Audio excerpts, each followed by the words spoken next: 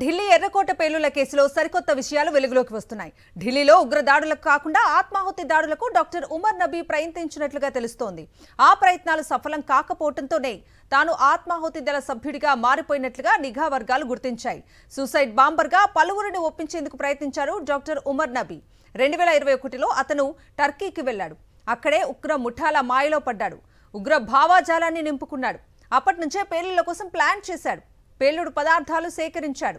ఎర్రకోట ఆత్మాహుతి దాడి తర్వాత అరెస్ట్ అయిన వైద్యులు ఇచ్చిన సమాచారంతో నిఘా వర్గాలు దక్షిణ కాశ్మీర్కు చెందిన డానిష్ ను అదుపులోకి తీసుకున్నాయి. అతన్ని సూసైడ్ బాంబర్గా ఒప్పించేందుకు ఏడాది పాటు నబీ ప్రయత్నించినట్లుగా తేలింది. ఇదే అంశానికి సంబంధించి పూర్తి అప్డేట్స్ మా ప్రతినిధి వెంకటేష్ అడిగి తెలుసుకుందాం. వెంకటేష్, ఢిల్లీ ఎర్రకోట బాంబు పేలుళ్ల కేసులో సంచలన విషయాలు వెలుగు చూస్తున్నాయి.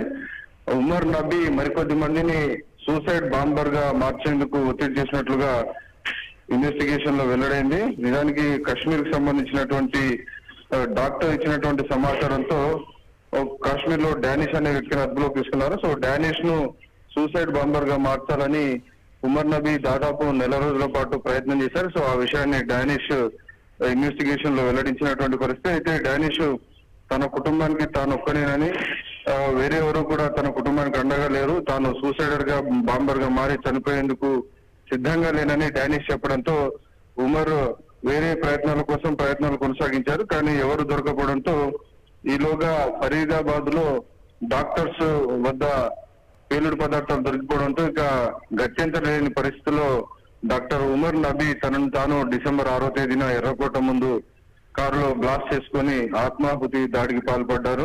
సో ఈ విషయాలన్నీ కూడా ఇంట్రాగేషన్ లో డాక్టర్ డానిష్ ను ఇంట్రాగేషన్ చేసినటువంటి సందర్భంలో ఈ అంశాలన్నీ కూడా బయటికి వెలుగు చూస్తాయి. ఇంతేకాకుండా మరొక ముగ్గురిని కూడా పోలీసులు ఈ రోజు అరెస్ట్ చేశారు. అల్ఫాలా యూనివర్సిటీకి సంబంధించి డాక్టర్ ఉమర్ నబీతో సంబంధాలు ఉన్నటువంటి వారిని అరెస్ట్ చేసి వారి వద్ద నుంచి కూడా సమాచారాన్ని తీసుకునేందుకు ఎన్ఐఏ పోలీసులు, స్పెషల్ సెల్ పోలీసులు ప్రయత్నాలు కొనసాగిస్తున్నారు.